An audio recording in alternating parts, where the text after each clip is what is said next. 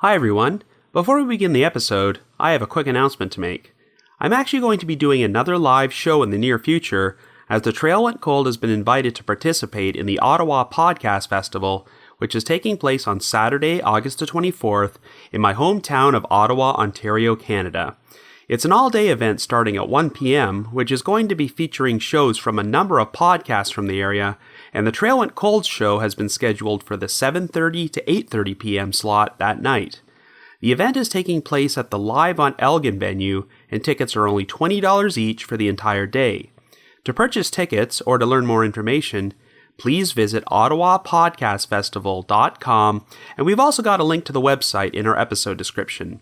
Once again, it's taking place next month on August the 24th, and we hope to see some of you folks there. Enjoy the episode.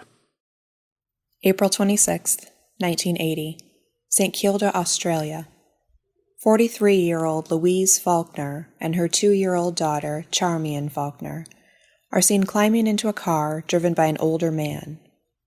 Louise told a neighbor she was planning to visit her boyfriend at his farm, but she does not return, and both Louise and her daughter are reported missing. The investigation eventually focuses on George Sutherland, a married man who had been carrying on an affair with Louise for years, and is believed to be Charmian's biological father. Even though there are a number of reasons to suspect George, he denies any involvement in the disappearances, and Louise and Charmian are never found. After that, the trail went cold.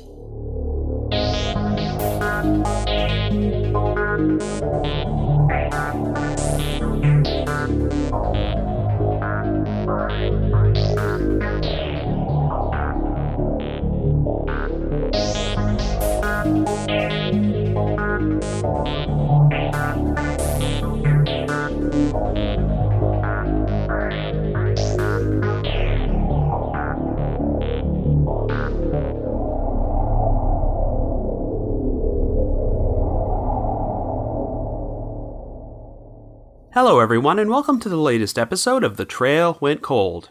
I'm your host Robin Warder, and for the first time in nearly 2 years, our podcast is going back down under to cover an unsolved cold case from Australia, the 1980 disappearances of Louise Faulkner and her 2-year-old daughter, Charmian Faulkner, which is sometimes referred to as the St. Kilda Mum Mystery. That voice you just heard narrate our opening was Mel Badger, the latest winner of our monthly Trail Went Cold listener voiceover contest, so thank you very much, Mel.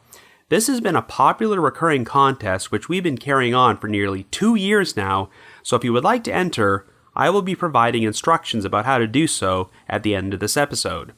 Anyway, if you're a follower of true crime podcasts, you'll probably know that the medium is quite a big deal in Australia right now. Last year saw the release of The Teacher's Pet, an investigative podcast which explored the unsolved disappearance of Lynette Dawson, a mother of 2 who vanished in 1982. Lynette's husband, Chris Dawson, was always considered the prime suspect, even though there was never enough evidence to implicate him, but the release of The Teacher's Pet brought the case back into the spotlight and reignited the investigation. As a result, Chris was finally charged with Lynette's murder this past December, even though at the time of this recording, her body has still not been found. Nevertheless, Chris is still scheduled to go on trial for the crime sometime in the future. Anyway, today's featured case took place in Australia just under 2 years before Lynette Dawson's disappearance, and you can see some similarities, though this story is even more tragic since the victim's 2-year-old daughter went missing alongside her. It involves a divorced mother of 4 named Louise Faulkner, who had been carrying on a lengthy affair with a man named George Sutherland. Louise gave birth to her youngest daughter, Charmian, after she divorced her husband, and it seems very likely that George was the child's biological father, though he never admitted it. Louise and Charmian both went missing after leaving for an alleged visit with George, but while he's considered to be the prime suspect, the victims' bodies have never been found, and there is no direct evidence that a crime has even been committed. This story also has a number of parallels with another case I featured on the podcast, which has recently been in the news, but I'll talk more about that later on in this episode. However, before we get started, just a quick reminder that The Trail Went Cold is a weekly podcast, which is currently available for download on several platforms, including iTunes, Stitcher, Google Play Music, and Spotify.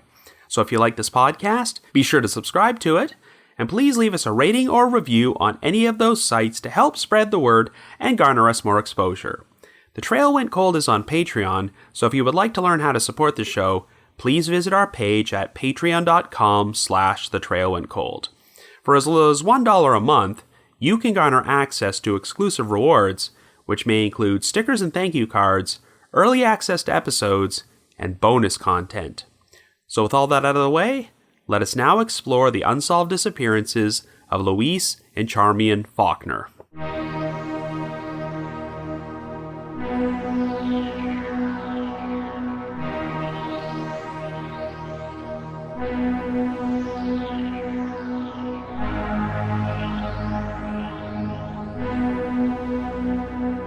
Our story begins in Australia in 1980. Our two victims are 43-year-old Louise Faulkner and her 2-year-old daughter, Charmian Faulkner, who both live together in a flat on Acland Street in St. Kilda, an inner suburb located in the metropolitan area of Melbourne. Louise had previously been married to a scientist named Barry Clark and had 3 other children with them before their divorce: a 16-year-old daughter named Melissa, a 19-year-old son named John, and a 9-year-old daughter named Rosalie. On April the 25th, Louise took Charmian to a party being held at the flat of a neighbor named Corinne Wilde, who was celebrating her son's first birthday. While there, Louise told Corinne that she was planning to go see her quote-unquote potato farmer boyfriend the following day. Sure enough, during the early evening of April 26th, Corinne saw Louise and Charmian standing outside their flat and went over to talk to them. Once again, Louise told Corinne that they were going away to meet her boyfriend at his farm. Shortly thereafter, Corinne claimed she saw a white Holden ute pull up, being driven what she later described as a quote-unquote thick-set, older Australian male. Louise took Charmian towards the ute and placed her backpack in the vehicle before they both climbed inside. The ute then drove away, but this would turn out to be the last time Louise and Charmian were seen alive. Over the course of the next week, none of Louise's friends and family heard from her, so on May the 3rd, Louise's daughter, Melissa, and her grandmother went to check her flat. They found no sign of Louise or Charmian, but there was immediate cause for concern. Louise struggled with arthritis and often used a walking stick, but it was left behind at the flat, along with Charmian's stroller. There was food left on the table, and 2 of the single-parent welfare checks Louise ordinarily received were still inside her mailbox. Her 2 cats were also still there, and Louise had not made any arrangements for anyone to take care of them while she was gone. While there were no signs of forced entry, drawers from a bedside table were strewn across the bed and looked like they had been ransacked, and a TV set Louise owned was missing. Other items which could not be found were a suitcase, some clothing, and Charmian's birth certificate. This prompted Melissa and her grandmother to visit the St. Kilda police station in order to file a missing persons report. Concern grew when Louise failed to contact any of her 3 children on May 11th, which happened to be Mother's Day, and her bank account was never touched. But unfortunately, it turned out that an official investigation would not be launched until June the 9th, as the officer Melissa originally spoke to had failed to complete the missing persons report. By that point, so much time had passed that the telephone service at Louise's flat was disconnected because of non-payment. This now made it impossible to check the records of the last calls made to and from Louise's number before she went missing. The flat was never secured as a crime scene, and no missing persons posters were ever printed for Louise or Charmian. Nevertheless, police began their investigation and were able to quickly rule out her ex-husband, Barry Clark, as a suspect. Barry was a glider pilot and had detailed logs to show that he had been flying at another location around the time Louise went missing. However, once investigators learned the circumstances of how their marriage came to an end, another potential suspect popped up on the radar. In 1963, Louise worked at an auctioneering firm and became friends with a co-worker named George Sutherland. Louise soon left the job to give birth to her first child, but she and George would wind up working together at another auctioneering firm 12 years later, and this time he was her manager. Even though George was married himself, and 18 years older than Louise, they soon began an affair. But Barry eventually became suspicious and hired a private investigator to shadow his wife, and the affair was exposed when the PI caught Louise and George traveling to Adelaide together for a romantic getaway. Shortly thereafter, Barry filed for divorce from Louise. He also made sure to inform George's wife, Beryl Sutherland, and their marriage would also wind up ending in divorce. Barry and Louise's divorce became official in July of 1977. Louise moved into her new flat in St. Kilda, and while Barry retained primary custody of their 3 children, Louise would have weekend visitation with them.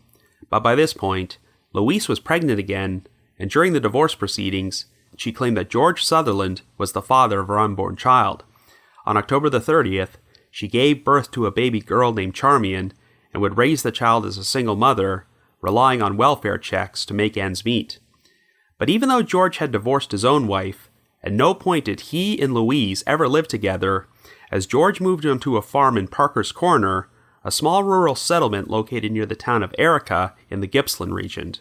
While there, George was involved with the construction on Thompson Dam, worked on a fencing contract, and also did work on a nearby potato farm. He also went through a reconciliation with his ex-wife, Beryl, and while they never officially remarried, she would move in with George again in 1978. In spite of this, George continued on his affair with Louise, as they often went off together on secret getaways through Gippsland. Since Louise did not drive, she had to rely on George to make the 2-hour journey to St. Kilda in order to pick her up and drop her off. However, at no point did George ever acknowledge being Charmian's father, and he was known for showing a disinterest in the child.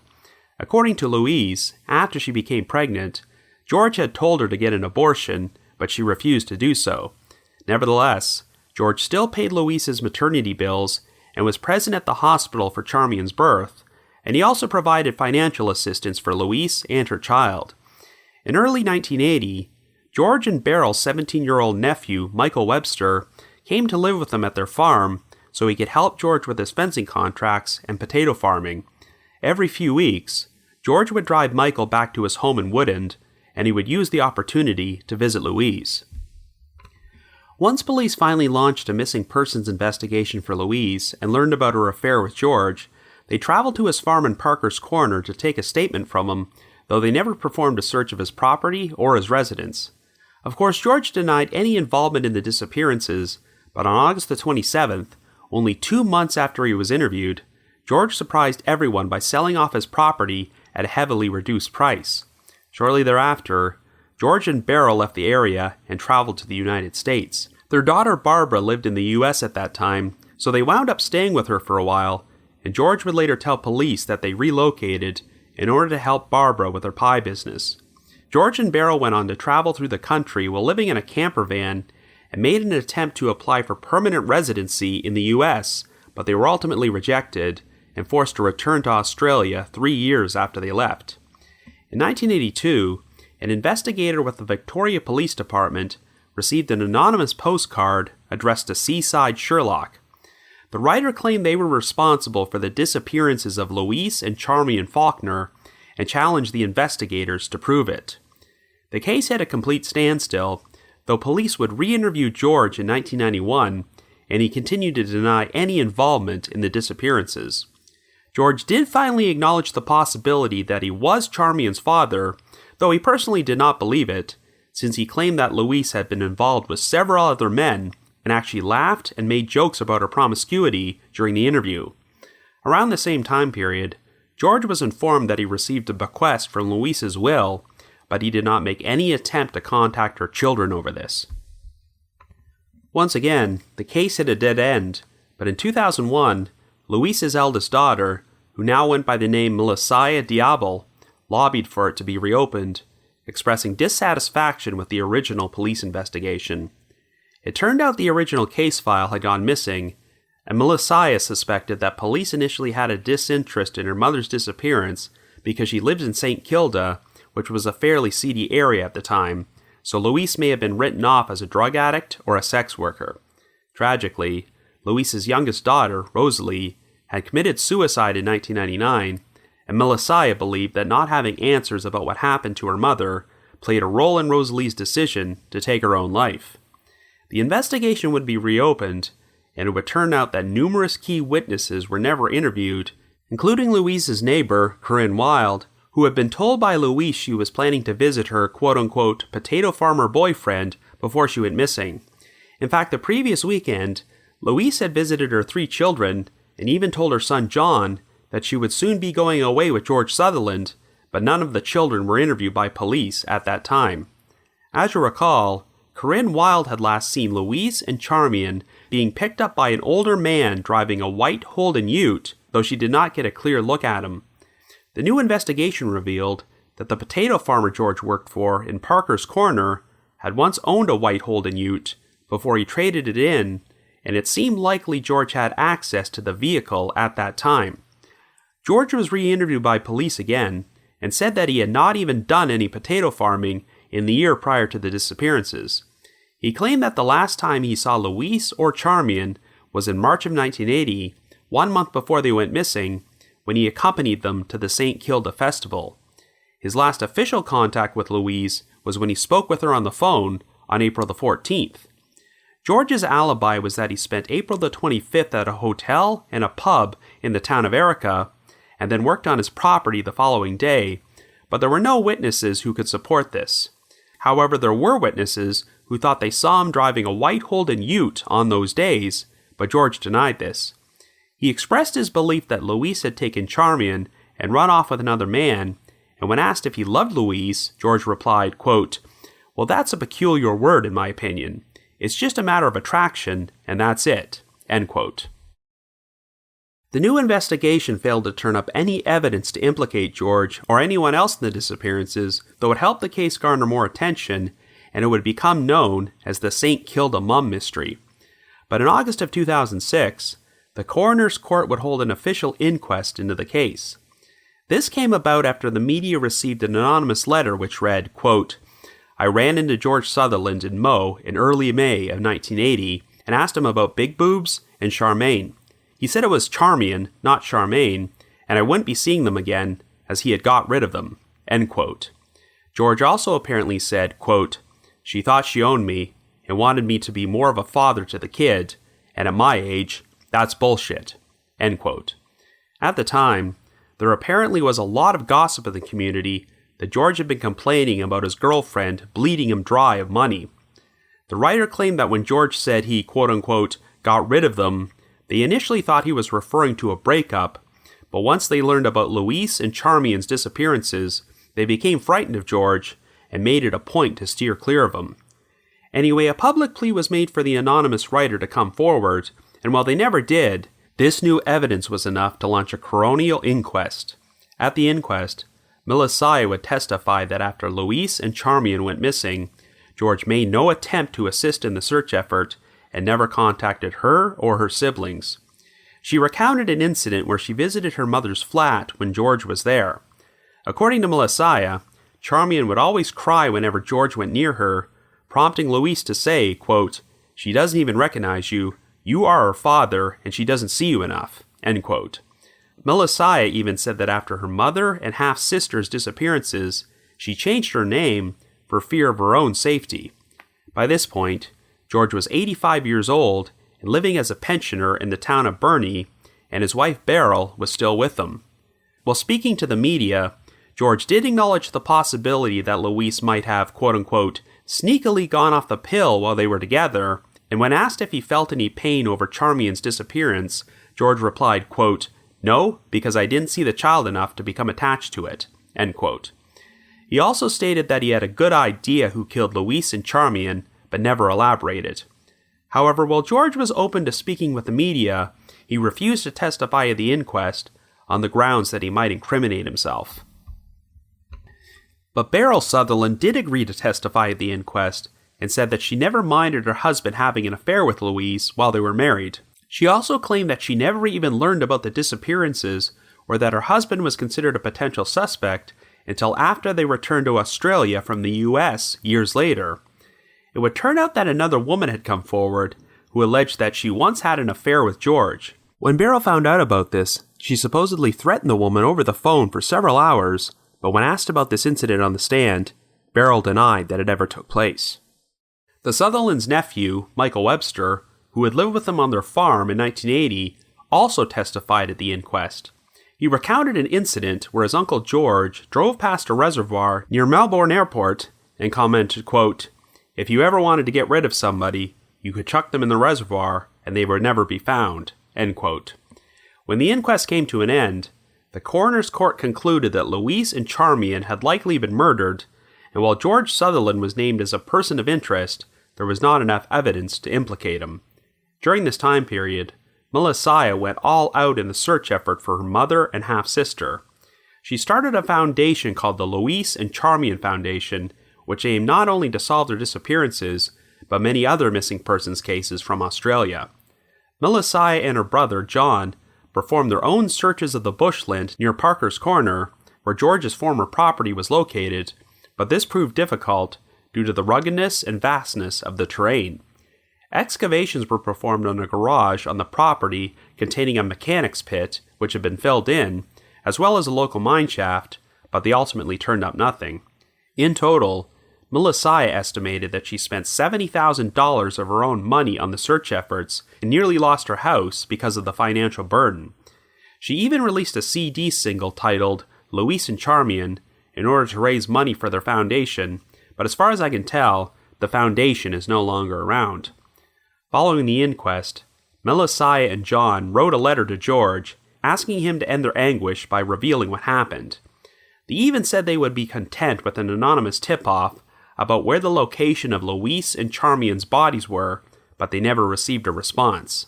So unfortunately, after nearly 40 years, the St. Kilda mum mystery remains unsolved. So I guess you could say, the trail went cold.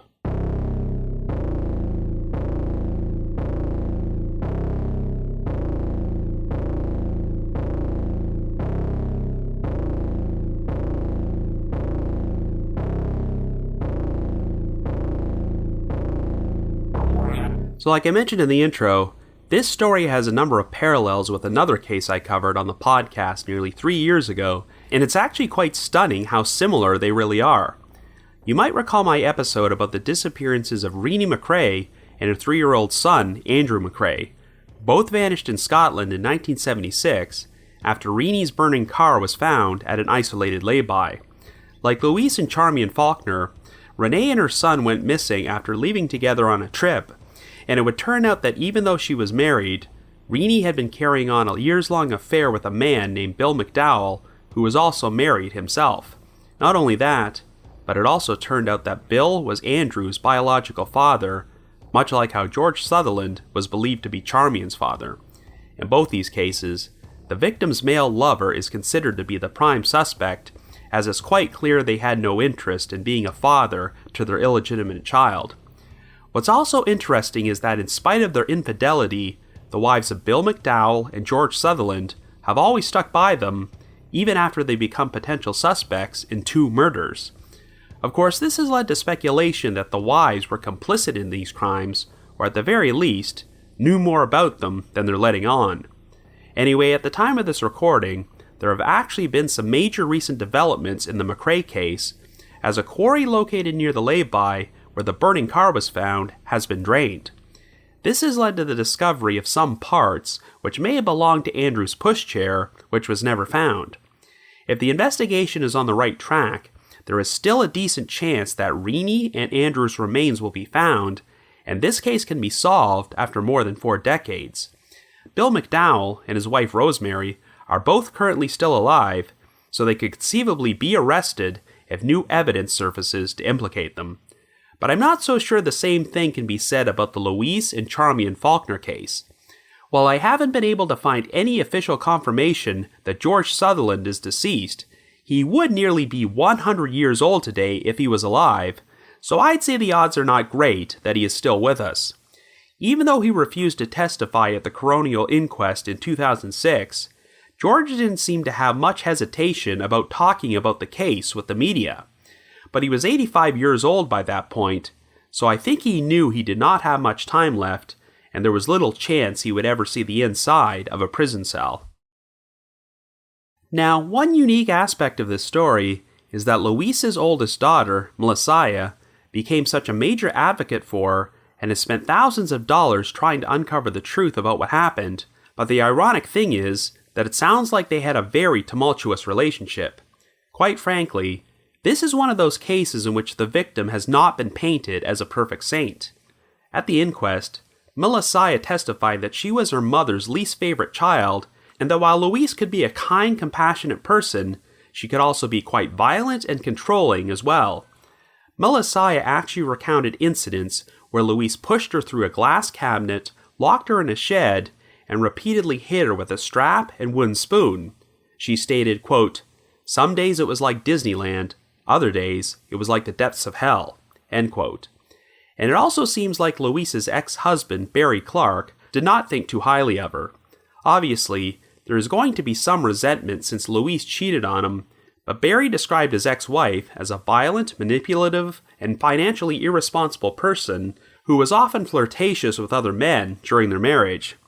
I don't think Barry has ever had much emotional investment in finding out what happened to Louise, or Charmian for that matter, since she was not his biological daughter. So yes, it definitely sounds like Louise had her issues, but we cannot forget that she was still a victim here and did not deserve to be murdered. Louise had actually known George for about 17 years at that point, dating back to when they first started working together, and the Sutherlands even sent her a card after she gave birth to her first child. Whatever problems they may have had in the relationship, she probably never expected George would go so far as to kill her. And regardless of what anyone may have thought of Louise, her daughter Charmian was an innocent 2-year-old child, and the fact that she was likely murdered as well is unconscionable. So even though Melissa may have had a rocky relationship with her mother, it's obvious that she still has great love for her and her half-sister, and will not find peace until she learns what happened to them.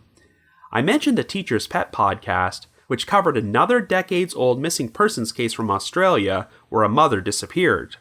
Even though it makes no secret about the fact that everyone believes the victim's husband was responsible, they just couldn't build up a strong enough case to charge him with the crime until this past year. The same logic applies to this case. Virtually everyone thinks that George Sutherland is the guilty party here, but since the victims' bodies have never been found, and there is no direct evidence that a crime has been committed, he has gotten away with it for 4 decades.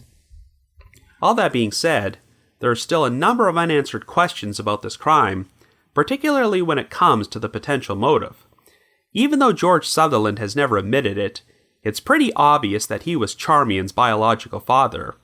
As the years went on, George finally started acknowledging that perhaps he was the father, but since Louise was promiscuous and involved with so many other men, there's no way anyone could be 100% sure. Well, a number of Louise's friends have disputed this, because even though she did cheat on her husband to have an affair with George, it sounds like she was so smitten with George that she did not hook up with anyone else while she was with him, so it's very unlikely that another man was Charmian's father. At one point, George pointed the finger at a man named Lee Bassett, whom he alleged was having an affair with Louise. There's not much information out there about this guy, but he apparently did move to the United States, and when questioned about his possible role in the disappearances, he denied any involvement and claimed that he lost touch with Louise in 1980. Around the time of the coronial inquest, George liked to say during his interviews that he had a pretty good idea who did it, but he never elaborated on this, and I seriously doubt that Louise had another secret lover out there who decided to murder her and her child. Remember, right before she disappeared, Louise told her neighbor, Corinne, that she was planning to go visit her quote-unquote potato farmer boyfriend.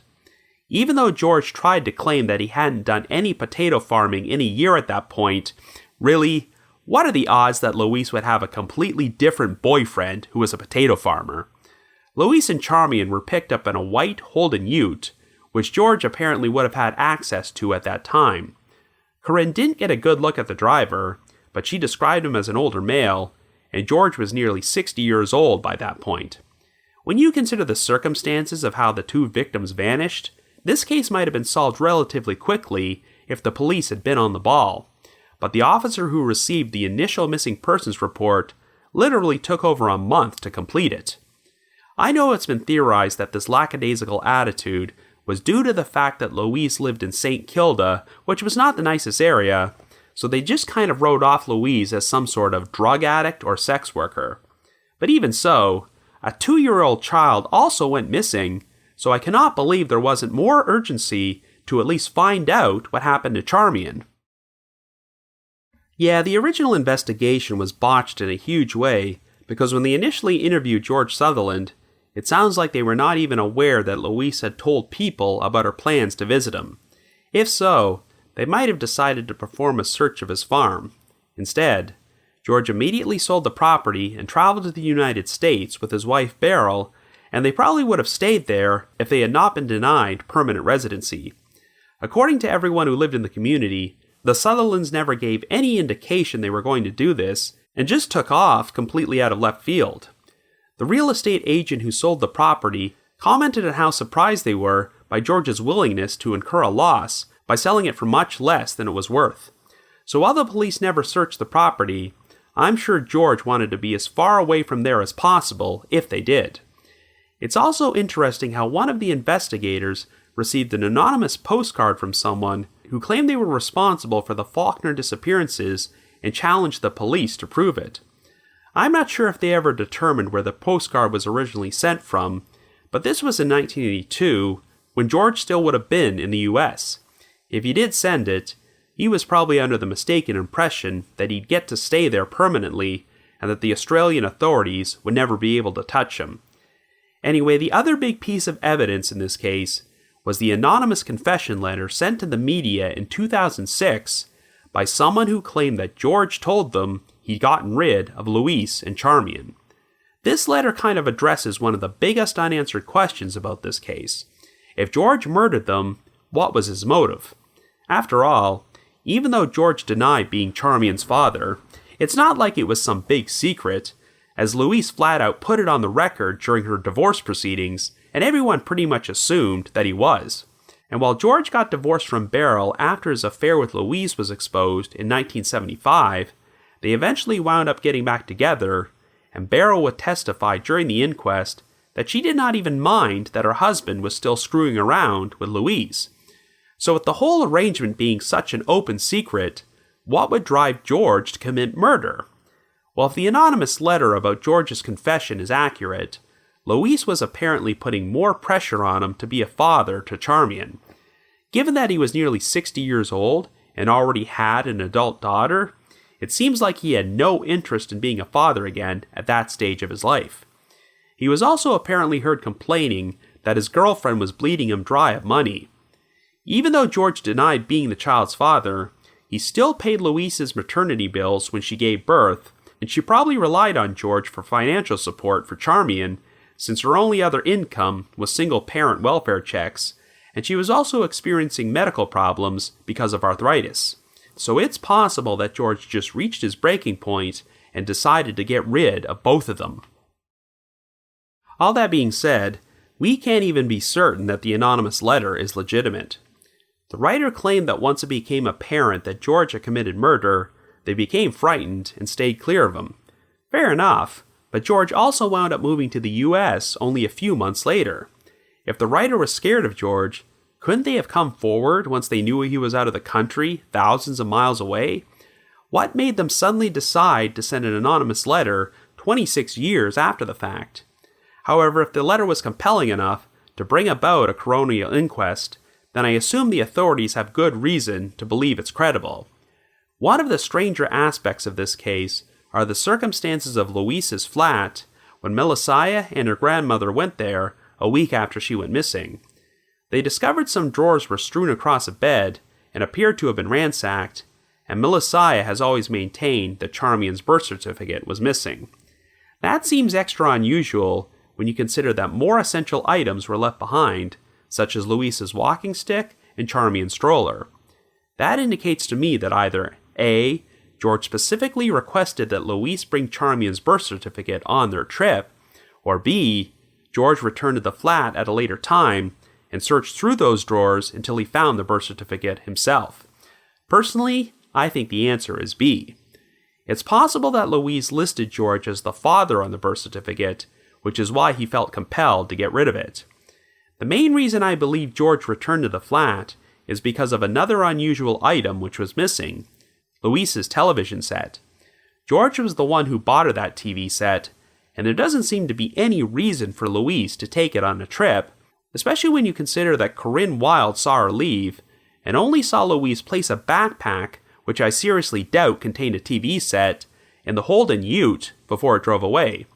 As petty as it sounds, I have to wonder if George was such a cheapskate that he decided to repossess Louise's TV after he killed her. Once again, this was another misstep in the original investigation, as the police never secured the flat as a crime scene or took any forensics. Anyway, there's one major wild card in this case, and that's Beryl Sutherland. I'm going to go back and make another comparison to the Renee and Andrew McCrae disappearance. In that case, Bill McDowell's wife, Rosemary, stayed with them even after learning that her husband had an affair and fathered an illegitimate child, and she is still married to him to this day. Shortly after the disappearances, Bill voluntarily walked into a police station to make a statement, but before he had a chance to say anything, Rosemary dragged him away, and Bill never spoke to the police again. For this reason, it's been theorized that either Rosemary helped Bill dispose of the bodies after he murdered Renee and Andrew, or that Rosemary was actually the one who killed them, and Bill assisted with the cover-up and wanted to confess. So what if we have a similar situation with Beryl Sutherland? Now, it doesn't look like anyone has ever formally accused Beryl of being involved with what happened to Louise and Charmian, but if she isn't, then she must have been in serious denial about her husband. I know Beryl claimed that she didn't even learn about the disappearances until she returned to Australia from the United States years later, but did she not find it odd that George made a spur-of-the-moment decision to sell his property at a huge loss and relocate to the other side of the globe? And even after she found out that her husband was suspected of murdering 2 people, one of whom was a child, she stayed with him. When the coronial inquest made the news, and the media started phoning the Sutherland's residence to speak to George, Beryl would apparently answer the phone and chew them out, though she ultimately handed the phone over to him. I actually read a book about the case, which featured this quote about Beryl: "She takes Stand By Your Man to a level that would embarrass Tammy Wynette." It's also interesting how even though Beryl testified that she did not care if her husband was screwing around, another woman apparently claimed that Beryl threatened her once she learned she was having an affair with George. So part of me wonders whether this might be a Bill and Rosemary McDowell situation, where George invited Louise on one of their secret getaways, but had no intention of killing her. However, when Beryl found out about it, she murdered Louise and Charmian, and forced George to help her dispose of the bodies and cover up the crime. However, if this was originally planned as nothing more than a romantic getaway, I'm not so sure Louise would have brought Charmian along. This tells me the whole thing was premeditated, and that George knew he was going to murder both of them when he picked them up. While it's possible that Beryl had no involvement in the actual murders, it would not surprise me too much if she was complicit in the cover-up, or at the very least, knew more than she let on. So what actually became of Louise and Charmian?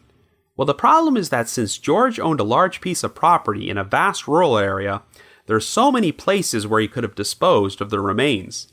Since George worked construction on the Thompson Dam at that time, there were rumors that he could have hidden the bodies in there, but if you've ever listened to my previous episode about the Springfield 3 case, and the infamous theory about the victims being buried under a hospital parking garage, you can hear my detailed explanation about why encasing human remains in concrete during a construction project without anybody noticing is extremely unlikely.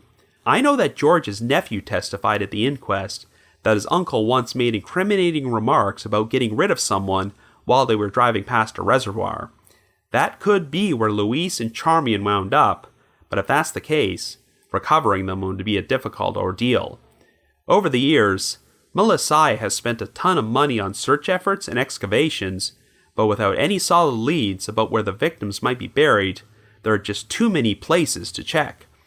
The unfortunate thing is that the only man who might know the truth, George Sutherland, is likely deceased and took that secret to his grave. It's unknown if Beryl Sutherland is still alive today, but if she actually knows what happened to Louise and Charmian, she might be one of the last hopes of ever finding them. So all things considered, This is one of the least mysterious cases ever featured on The Trail Went Cold, as it's obvious that George Sutherland was the guilty party. This was a truly heinous and evil act, as not only did he murder a woman he'd been having an affair with, but he also murdered a 2-year-old child he fathered with her because he wanted to avoid the responsibility. It's unfortunate that he escaped justice while he was alive, so the only sort of closure which can be provided for Louise and Charmian's surviving family is to recover their remains and give them a proper burial. While the prime suspect is no longer around, someone out there might still know something. After all, a search is currently underway to potentially recover the remains of Renee and Andrew McCrae, who went missing way back in 1976, so all hope shouldn't be lost in this case. So if you happen to have any information about the unsolved disappearances of Louise and Charmian Faulkner, please contact the appropriate authorities. Anyway, another special thanks to Mel Badger for doing such a great job at narrating our opening. If you have already entered our listener voiceover contest before, then you are automatically eligible for our next random drawing, so you don't have to do anything. But if you would like to enter the contest, but haven't already done so, send me an email under the subject line, Trail Went Cold Contest, naming the one unsolved cold case you would most like to see featured on this podcast. Once again, send me an email under Trail Went Cold Contest to robin.warder@icloud.com. That's robin.warder@icloud.com. Another reminder that The Trail Went Cold is on Patreon, so please visit patreon.com/thetrailwentcold to learn how you can support our podcast and become eligible for some pretty neat rewards. Over the past year, we've already produced a bunch of exclusive bonus episodes for our patrons in Tiers 2 and 3, and last month, we released a bonus episode titled The CrimeCon Chronicles, in which I shared my personal experiences attending CrimeCon these past 3 years. And for our patrons in Tier 3, I've also released a new audio commentary track, which can be played over a classic episode of Unsolved Mysteries. So to learn more information, feel free to visit our Patreon page. I'd also like to take a moment to give a shout out to our most recent listeners who have signed up to support us on Patreon this week, and they are Jillian K., Jamie R., Sarah S., Aaron H., Brad P., and Chantel R. Thank you so much for your support. And before we bring this episode to a close, I'd like to play a promo for a Texas-based true crime podcast from 2 fine folks I just met at the True Crime Podcast Festival 2 weeks ago. It's called All Crime, No Cattle. Have a listen.